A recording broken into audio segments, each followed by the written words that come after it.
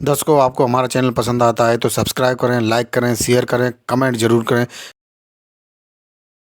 जब तक बोध गया मुक्त नहीं होगा, हमारा आंदोलन नहीं रुकेगा। भले ही पहला आंदोलन एक बार रुक गया था, भले ही दूसरा आंदोलन भी रुका, लेकिन ये तीसरा और अंतिम आंदोलन होगा। ये तीसरा और अंतिम आंदोलन होगा। भिक्षुओं के साथ साथ आपकी भी भूमिका चाहिए। जब तक आपकी भूमिका नहीं होगी, यह आंदोलन कभी आगे नहीं बढ़ेगा। इसलिए मैं 2-3 बात कर रहा हूं। कई दिन से सोच रहा था, बोल नहीं पा रहा था, आज आपके सामने बोल रहा हूं। वो कर क्या रहे हैं, इसको समझना है। पहली बात तो यह कि बोध गया मुक्ति का आंदोलन किसी धर्म के विरुद्ध नहीं है। बोध गया मुक्ति का आंदोलन किसी जाति के विरुद्ध नहीं है। बीटी एक्ट 1949 का सहारा लेकर के दूसरे धर्म के जो 5 लोग वहां बैठे हैं, ना तो हमें ये एक्ट मंजूर है और ना वो 5 लोग मंजूर हैं।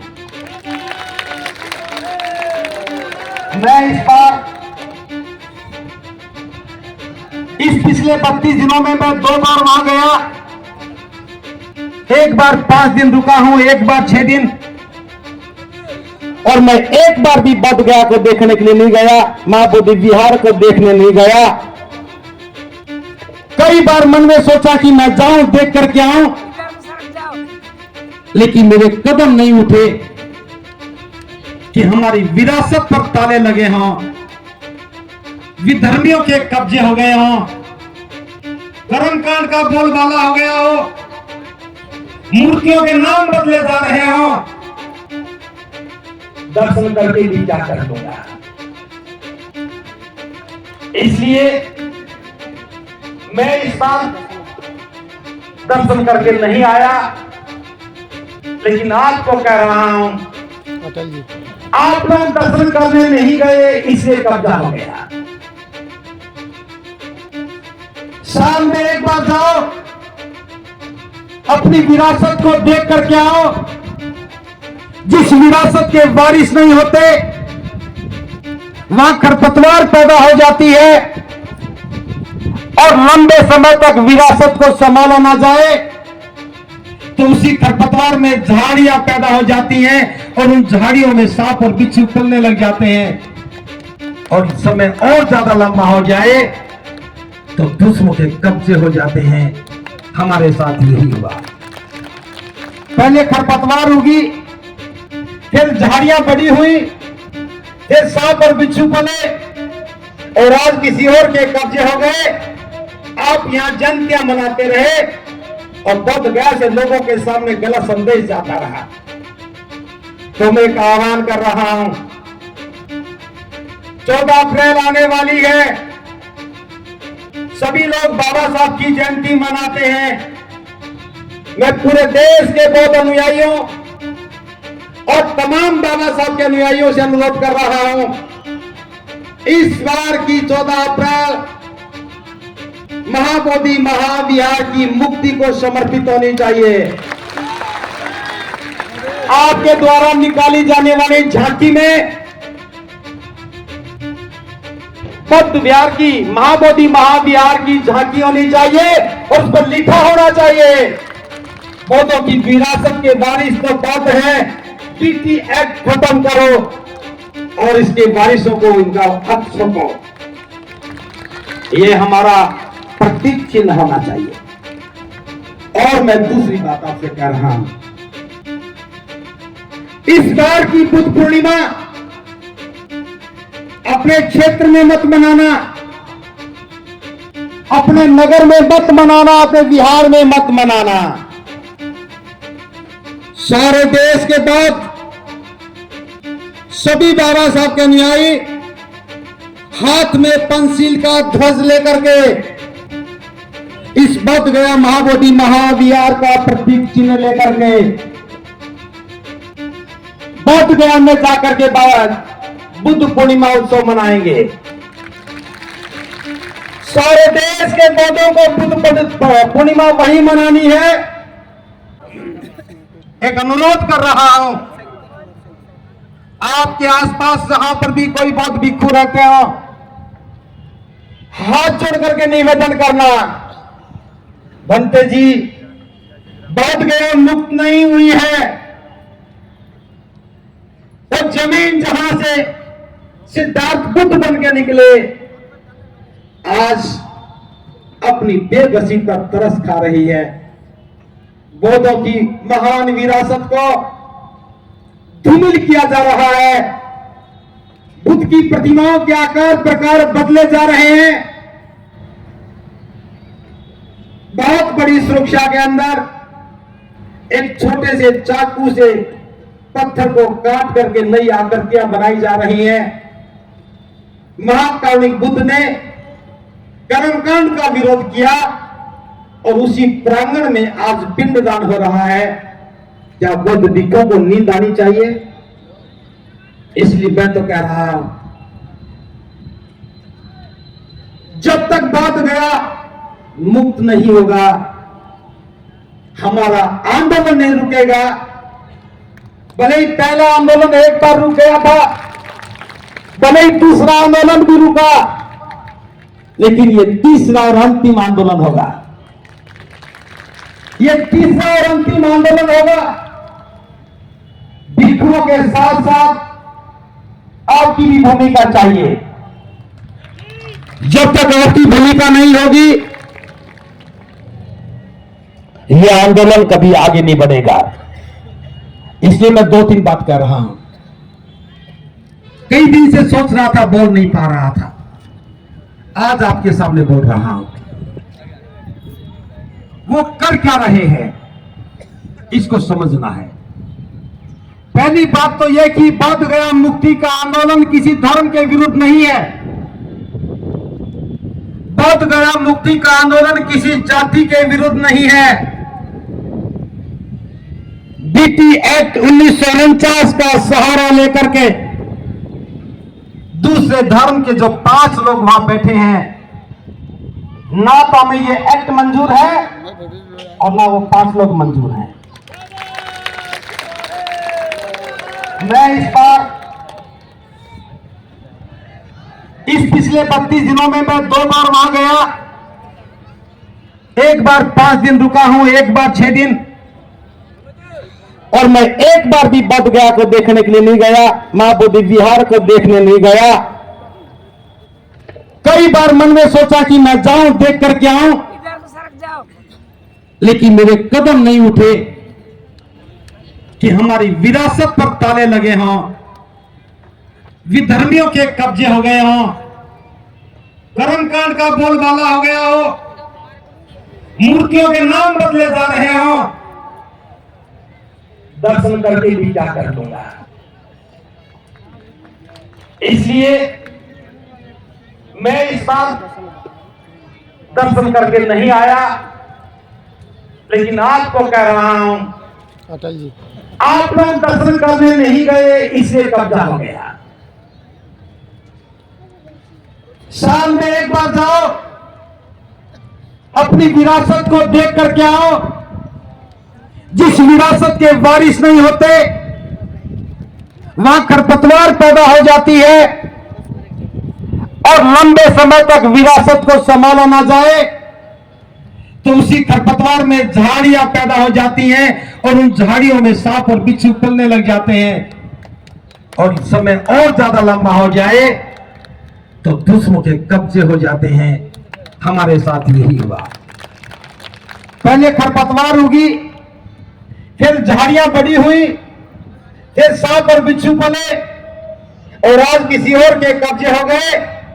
आप यहां जयंतियां मनाते रहे और बोध गया से लोगों के सामने गलत संदेश जाता रहा।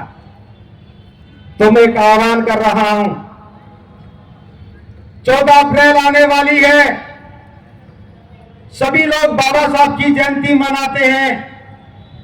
मैं पूरे देश के बौद्ध अनुयायियों और तमाम बाबा साहब के अनुयायियों से अनुरोध कर रहा हूं, इस बार की 14 अप्रैल महाबोधि महाविहार की मुक्ति को समर्पित होनी चाहिए। आपके द्वारा निकाली जाने वाली झांकी में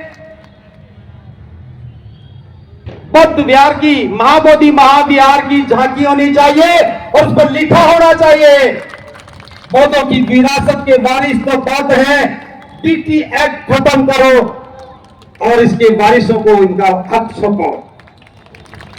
यह हमारा प्रतीक चिन्ह होना चाहिए। और मैं दूसरी बात आपसे कह रहा हूं, इस बार की बुद्ध पूर्णिमा अपने क्षेत्र में मत मनाना, अपने नगर में मत मनाना, अपने बिहार में मत मनाना। सारे देश के बाद सभी बाबा साहब के अनुयायी हाथ में पंचशील का ध्वज लेकर के इस बोध गया महाबोधि महाविहार का प्रतीक चिन्ह लेकर के बोध गया में जाकर के बाद बुद्ध पूर्णिमा उत्सव मनाएंगे। सारे देश के बौद्धों को बुद्ध पूर्णिमा वही मनानी है।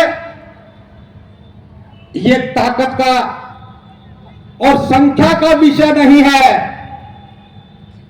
जैसे मैं वहां गया तो मैं संकल्पित हो गया, आकाश लामा जी गए तो वो संकल्पित हो गए, भिक्खु प्रज्ञाशील महाथेरो जी गए तो वो संकल्पित हो गए, भिक्खु पीसिवली महाथेरो जी हमारे बीच में बैठे हैं। मैंने इनकी दिल की पीड़ा को गंभीरता से अनुभव किया है। इन्होंने इस विरासत को बचा के रखा है। महाबोधि सोसाइटी ने भारत की बौद्ध विरासत को बचा के रखा है। और मैं आज इस मंच के माध्यम से बता रहा हूं, बहुत दिनों से मैं सोच रहा था कि हमें भी किसी का सानिध्य मिलना चाहिए। और आज परम सत्य भिक्खु पीसिवली महाथेरो जी का सानिध्य हमें मिला, हमारी ताकत और बढ़ गई। जब सीकर कोई और बैठा होता है तो फिर संघर्षों के, चुनौतियों के सामने जाने से कोई भय नहीं लगता है। तो मैं तो सिर्फ इतना बताना चाहता हूं, अगली लड़ाई का रुख क्या होना चाहिए? बुद्ध की दीवार पर बनी हुई मूर्तियों को वो नया नाम दे रहे हैं, मैं नाम नहीं बता रहा। हमारे मन में झूठी कहानियां बता रहे हैं, मैं कहानी नहीं सुना रहा हूं। हमारे मन में झूठी श्रद्धा पैदा कर रहे हैं, दिल में झूठी श्रद्धा पैदा कर रहे हैं। हमें भी 3 काम करने हैं। पहली बात, अपने मन से मस्तिष्क में जो अज्ञानता अंधविश्वास भरा पड़ा है, कर्मकांड भरे पड़े हैं, उसको बाहर निकालो। अपने मन को साफ करो। बौद्धों के मन में कोई डर नहीं होता, विद्या नहीं होती, कर्मकांड नहीं होता। अपने दिल को साफ करो। किसी भी प्रकार के कर्मकांड के प्रति कोई विश्वास नहीं होना चाहिए। और तीसरी बात, अपने घर की दीवारों को साफ करो। वो अगर हमारे बुद्ध विहार की दीवारों को खंडित कर रहे हैं, हम अपने घर की दीवारों को साफ करना शुरू कर दें। अभी तक तो हम एक नारा लगा रहे थे, मैं बौद्ध हूं, जाति से मुक्त हूं, बौद्ध मेरा समाज है। और मैं बता रहा हूं, आप जाति को तोड़ना शुरू कर दो, महाबोधि महाविहार की गुलामी की बेड़ियां टूटनी शुरू हो जाएंगी। और जब तक आपकी जाति बची रहेगी, बेड़ियां नहीं टूटेंगी। इसलिए हमें अपने घर की दीवारों को साफ करना है। उस दीवार पर बस एक ही प्रतिमा हो, वो बुद्ध की हो, दूसरी अगर साथ में हो तो बाबा साहब की हो। और मन में सब एक ही विश्वास हो, महाकारुणिक बुद्ध मेरे शास्त्र है। अगर दूसरा भी कोई विश्वास हो तो बाबा साहब ने मुझे बुद्ध के का मार्ग पर दिखाया है, बस वो विश्वास हो। और तीसरी बात, हमारा श्रद्धा से कहीं सर झुके तो वो बुद्ध हो और दूसरे कोई हो तो बाबा साहब हो। मन सभी धर्मों का अगुआ। थोड़ा नियंत्रण करो मन आपका, जहाँ जहाँ बैठ के जहाँ जहाँ लोग हैं, क्योंकि बहुत जरूरी है जो मन के ऊपर कॉन्फिडेंस, मन के ऊपर विश्वास लाना बहुत ही जरूरी है। इसलिए से सारा डिटेल्स वहाँ बोल गया इतिहास। वो केस धर्मपाल जी जीत गया है, उसमें महंत को 100 रुपया दंड भी मिला है और 1 महीना सजा भी मिली डीएम को। ये बौद्धों का विरासत करके वहाँ एक पहला, और सेशन कोर्ट में भी धर्मपाल जी को जीत मिली, और लेकिन उसको ऊपर ले जाके उसको हेराफेरी करके सांठगांठ करके वहाँ इधर बुद्ध हम लोग का भी एक अवतार के रूप में मानते हैं। इसलिए हम लोग का भी धर्म है, हम लोग का भी अवतार है, हम लोग को भी न्याय किया जाए, हम लोग भी पूजा करें। वही केस था हाईकोर्ट कलकत्ता में, अपील वहां के अपील किया है, उसके बाद जो है वहाँ निर्णय किया गया है। वो डॉक्टर राजेंद्र प्रसाद, आपने सुना है, पहला प्रेसिडेंट इंडिया के बिहार से, उनको ये काम दिया गया है। उस समय जो कांग्रेस थे उसी समय, जिसमें महात्मा गांधी रहे और भी लोग रहे, और डॉक्टर राजेंद्र प्रसाद, उसी समय कमेटी बनाने के लिए एक सुझाव वो लोग रखा गया है, जिसमें 4 बुद्धिस्ट और 4 हिंदू और एक जो डिस्ट्रिक्ट मजिस्ट्रेट होना है वो हिंदू बाई बर्थ, इस प्रकार की एक एक्ट बना है। उसी कमेटी को एक्ट करके बिहार असेंबली में 1941 बीटी एक्ट, बोध गया टेम्पल एक्ट के नाम से जाना जाता है, उससे अभी भी संचालित होता है टेम्पल। तो अगर वो धर्मपाल जी उस समय नहीं आते, वहां बौद्धों को उस समय जाने का परमिशन नहीं था, वहां एंट्री होने का बोध गया टेम्पल। तो अभी आप देखो महाबोधि सोसाइटी जो धर्मपाल जी संस्थापक है, जिसमें 130-40 वर्षों से भारत में बौद्ध धर्म को, बौद्ध स्थली को पुनर्जागृत किया है। अकेला महाबोधि सोसाइटी, उस समय कोई दूसरा सोसाइटी नहीं था।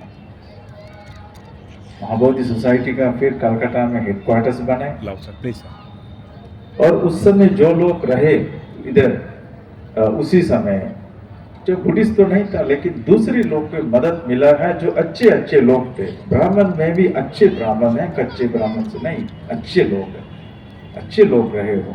क्योंकि भगवान बुद्ध के समय भी कई लोग थे, आप जानते हैं, महाकश्यप, सारिपुत्र, मोगल्लान, ये सब ब्राह्मण वंश के थे, लेकिन वो सही असली ब्राह्मण थे और गैर ब्राह्मण नहीं, दूसरी प्रकार की अनपढ़ नहीं, वो बुद्धिमान। एक्चुअली ब्राह्मण शब्द जो है ना, ये शब्द खराब नहीं है, लेकिन खराब कर दिया है। ब्राह्मण शब्द अच्छा शब्द है। ब्राह्मण जो मन पवित्र किया, ब्राह्मण, मन मतलब चित्त, मन जो मन को शुद्ध किया। ऐसा नहीं है किसी के घर में जन्म लिया है वो हो गया ब्राह्मण, ऐसा नहीं है। उस शब्द का जो सही मीनिंग,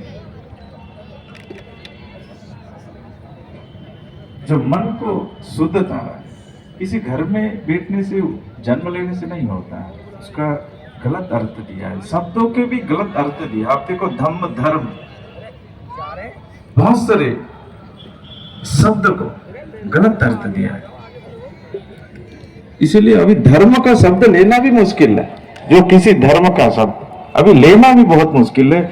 जहां धर्म का शब्द ले वहां झगड़ा शुरू होता है, लेकिन धर्म के शब्दों से झगड़ा नहीं होना, धर्म के नाम से एक होना चाहिए। लेकिन अब कोई धर्म का अगर दो नाम है, तुम्हारे मन में आक्रोश होगा, नफरत होगा, झगड़ा शुरू होगा।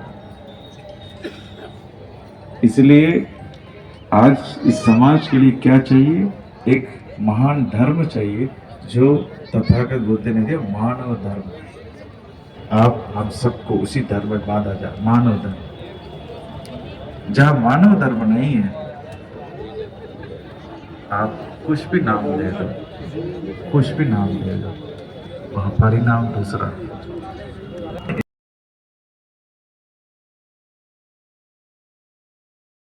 जान चाहिए जो तथागत बुद्ध की एक है लुम्बिनी, जहां प्रिंस सिद्धार्थ राजकुमार की जन्म हुई लुम्बिनी। लुम्बिनी नेपाल में आप जाना चाहिए। भगवान बुद्ध ने महापरिनिर्वाण सूत्र में बताया है जो 4 स्थली है जो हमारे अनुयायी जाके देखना चाहिए, श्रद्धा से जाना चाहिए, जाके पूजा करना चाहिए, वंदन करना चाहिए। लुम्बिनी नेपाल उनका जन्म स्थली है। दूसरा है बोध गया जो उनका ज्ञान स्थली है। तीसरा है सारनाथ। आप सारनाथ जाओ, वहाँ महाबोधि सोसाइटी और जो अनागारिक धर्म बहुत बड़ा टेम्पल भगवान बुद्ध की बनाए हैं का पहला मूलगंध कुटी विहार है, वो धर्मपाल जी अकेले बनाए हैं, आज का नहीं है। उस समय कौन थे? वो थे बनाए गए 1934 में बनाया गया, 32 में बनाया गया। उस समय कौन था इस देश में? और जहां भी उस प्रकार की किया, 130 वर्ष से महाबोधि सोसाइटी भारत में जो जगह जगह पे किसी भी तरह से जो क्या क्या चुनौती आए सामना किया, सबके लिए कितना चैलेंज थी महाबोधि सोसाइटी के लिए, सब बचाने के लिए, सब बचा के चल रहा है। आज ये धर्मपाल जी का भी, अनागार के धर्मपाल जी का भी स्वप्न, भारत के जो बौद्ध है उनको ऊपर आना चाहिए, उनको उठना चाहिए, अपने एकता दिखाना चाहिए हर जगह। तभी तथागत बुद्ध की स्थल जो भविष्य के लिए, जो फ्यूचर जनरेशन के लिए बचा पाएगा। एकता सबसे महत्वपूर्ण है। इसलिए महाबोधि सोसाइटी ऑफ इंडिया आज भी इस मैटर को अपने स्तर से देख रहे हैं और उस दिशा में काम भी कर रहे हैं। और विश्वास, हमारे पूरा विश्वास है बहुत जल्दी महाबोधि महाविहार बौद्धों के हाथ में आ जाएगा। इतना मुझे भी बहुत विश्वास है। हम लोग इस दिशा में काम कर रहे हैं। आप लोग ये जो जात पात की बात है, यही है भारत कमजोर करने का। इसलिए जहां बड़े बड़े कुर्सी पे बैठे हैं उन सबको कान खोल के सुनना चाहिए। ऐसा काम भारत कमजोर क्यों पड़े? भारत गुलामी क्यों बने? जो आया गुलामी बनाए, जो आया, अंग्रेज आए, लंदेश आए, मुसलमान आए, कौन नहीं आया, भारत को गुलामी बना। एक ही कारण, जात पात, एकता नहीं है, समाज में एकता नहीं है। अगर आप एकता नहीं है, दूसरी कहीं भी आके आपको गुलामी बनाएगा। इसलिए अभी भी लेट नहीं है, लेट है लेकिन फिर भी अभी भी टाइम है थोड़ा। भारत जो शासन करने वाले, आज इन सबको ये जो आडंबरता हटाना चाहिए, आडंबरता हटाना चाहिए। आप यहाँ बोले कि ब्राह्मण अमेरिका में जाएगा तो आप क्या होगा, क्या बोलेंगे, कौन मानेगा? आपका ब्राह्मण भारत के लिए है, अमेरिका के लिए क्या करेंगे? इंग्लैंड के लिए, यूरोप के लिए, वहां तो इक्वलिटी है। जब भारत में आएगा तो यह सरदर्द होता। यहाँ पाकन जिस प्रकार की भारत में आने से वहां तो कोई मानेगा आपका छुआछूत, आप ब्राह्मण, दूसरे कुछ भी नहीं है उस देश में। इक्वलिटी है, इक्वल राइट्स भारत में। इसलिए इस प्रकार की चीज से भारत को कुछ, कभी भी भारत को अच्छा नहीं हो। दिन प्रतिदिन भारत डाउन होते गए, पतन होते गए, दिन प्रतिदिन। 75 वर्ष हो गए, अंग्रेज चले गए, लेकिन आज अंग्रेज हंस रहे भारत के, आज हंस रहे वो लोग। पूरा स्वतंत्र दे दिया, लेकिन आज भारत अशांत है। 75 वर्षों के बाद भी अगर नेशन फर्स्ट करना है, नेशन फर्स्ट, जो कंट्री, जो एक देश है, बोलता है ना, one nation one policy one country, अगर करना है तो आप पहले ये जो जात पात है, जुआ जो ये सब खत्म करो पहले, तभी इस देश आप वन नेशन वन पॉलिसी और वन कंट्री तभी हो सकता है। अदरवाइज कोई संभव नहीं है। कानून जितना बनाओ, जो भी कुछ बनाओ, लेकिन इसका कोई संभव नहीं जब तक मानव अधिकार। लोग रोएंगे, लड़ेंगे। आपको अगर भूखे रहेगा, आप बाल बच्चे भूखे रहेंगे, स्कूल नहीं जा पाएगा, कपड़ा नहीं है, रहने की जगह नहीं है, उनका आर्थिक अधिकार एकदम नहीं है, क्या आप लड़ेंगे नहीं अपने बाल बच्चे के लिए, विरासत के लिए? जरूर आप जाएंगे रास्ते में, लड़ेंगे। क्यों? आप खाना खा रहे हैं अच्छी तरह से और हमारे बच्चे भूखे हैं, कब तक रहेंगे? एक दिन, 2 दिन, 3 दिन, तो 4वां दिन वो जाएंगे, लूटेंगे, चोरी करेंगे, लड़ाई करेंगे। क्यों नहीं करेंगे? करेंगे। इसलिए इस बात को, भारत को हम लोग ऐसा मंच से ये संदेश देना चाहता हूँ, जहाँ भी लोग सुनना चाहिए और सुन के इस प्रकार के अभी आप लोग धीरे धीरे समाज के लिए जो दुख दर्द है, सदियों से नहीं, हजारों वर्षों से, आज का नहीं है, हजारों वर्षों से इस प्रकार के दुख दर्द सहन किया है, लोग सहन करके आ रहे हैं। इसलिए बहुत शर्म आते हैं आज भी ये डिजिटल एज में। यहाँ सबमरीन है, यहाँ सब कुछ, चांद तक चले गए, चांद भी कब्जा कर लिया जाए तो वहां भी चले गए, धरती छोड़ के वहां भी चले गए, चांद के ऊपर भी, और बृहस्पति के ऊपर भी अभी जाने का प्लान कर रहे दुनिया। लेकिन यहाँ जो असली है, जहाँ जमीन पे लोग, जमीन के लोग, उनके प्रति क्या है? पहले तो जमीन तो देखो, आसमान तो दूसरा है, आकाश तो बाद में देखो, पहले जमीन तो जीतना चाहिए। ये मानवता को, ये नरक है, ये जमीन, इस नरक को स्वर्ग बना। स्वर्ग के लिए मरने का, मौत होने का कोई जरूरत नहीं है। ये हमेशा यही बनाते हैं, हम मौत के बाद तुम स्वर्ग में भेजते हैं, क्योंकि तुम कभी देखा नहीं, कभी गया भी नहीं। जो बोलते हैं वो भी नहीं देखा, जो भेजने के लिए जो प्लानिंग बनाते वो भी नहीं गया, वो भी नहीं देखा कभी भी मोक्ष या स्वर्ग। तो इसीलिए आदमी को मूर्ख बनने का, मूर्खता बनाने का यही एकमात्र है, क्या है? तुम स्वर्ग में जाएंगे मरने के बाद, या नरक में।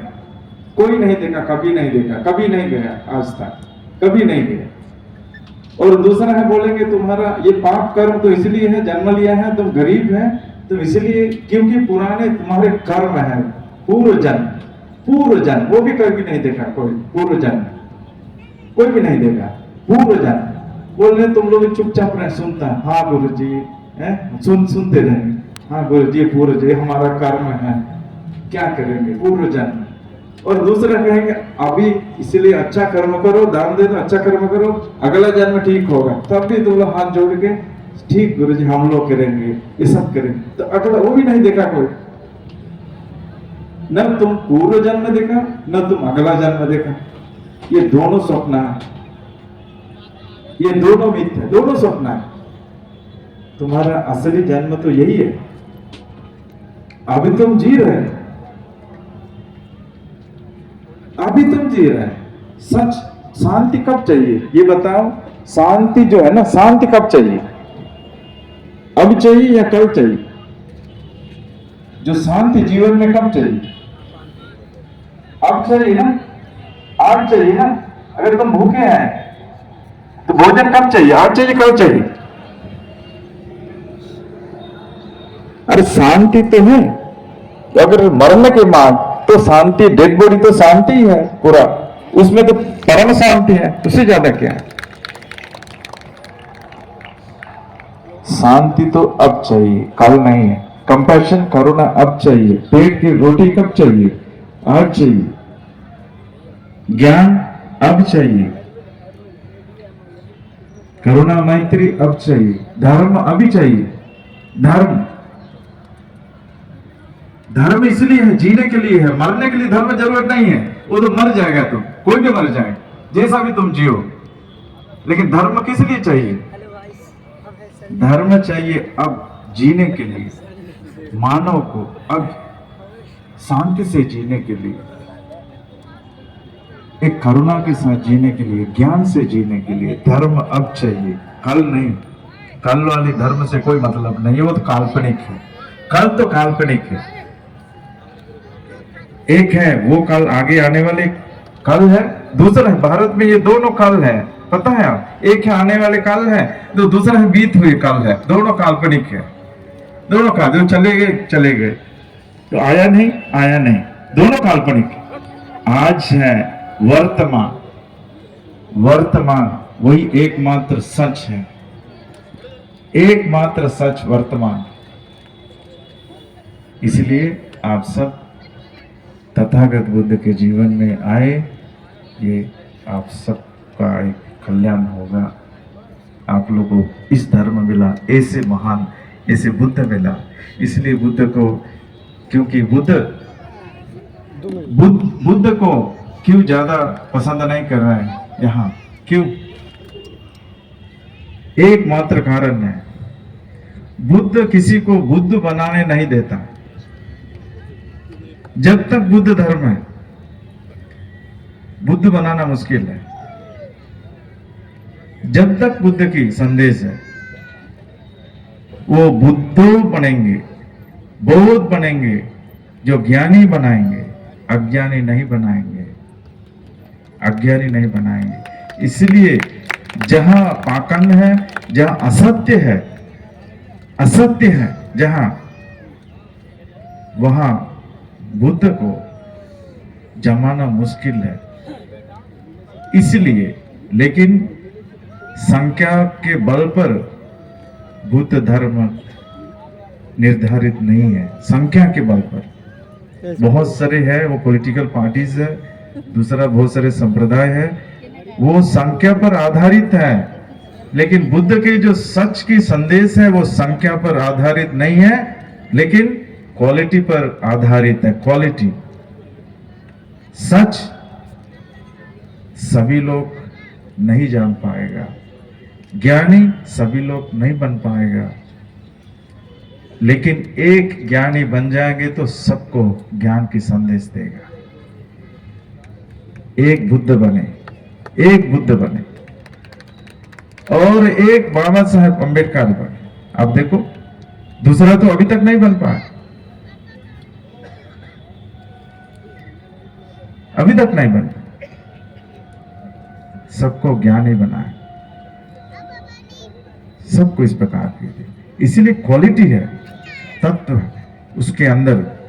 जो ज्ञानी है वो समाज को चेंज करेगा, बदल देगा, जो सच का ज्ञान होगा। इसलिए सच बनो, ज्ञानी बनो, और इतिहास को जानो, पाखंड में नहीं। जीत आपकी होगी। इस जीवन जीना, जीत आपकी होगी। जीना अब है, जीना यही है। इसलिए इस जीवन जीने के लिए आप संकल्प ले लो। किसी चीज से डरना जरूरत नहीं है। जब डरना क्यों जरूरत नहीं है, आपको वही ज्ञात होगा जब आप ज्ञानी होंगे। जब तक आप ज्ञानी नहीं बनेंगे, डर अंदर रहेगा। इसलिए ज्ञानी बनो, अज्ञानी नहीं बनना। तो बस इस बात से मैं हमारे करुणाशील बंते जी और आपके सारे टीम को मैं बहुत बहुत साधुवाद देना चाहता हूँ, जो मुझे बुलाया इस धरती, आगरा धरती में, आज की पवित्र दिन। और आप लोग इतने प्रेम से जो बात सुनी है, और आप सबके बहुत बहुत मंगल कामना, बहुत बहुत शुभकामना। आप सबका जीवन कल्याण हो और सबका मंगल हो, सबका कल्याण। रेंजर टीवी इंडिया, हाँ दो। तस्वीरें आप रख सकती हैं और यहाँ से बहुत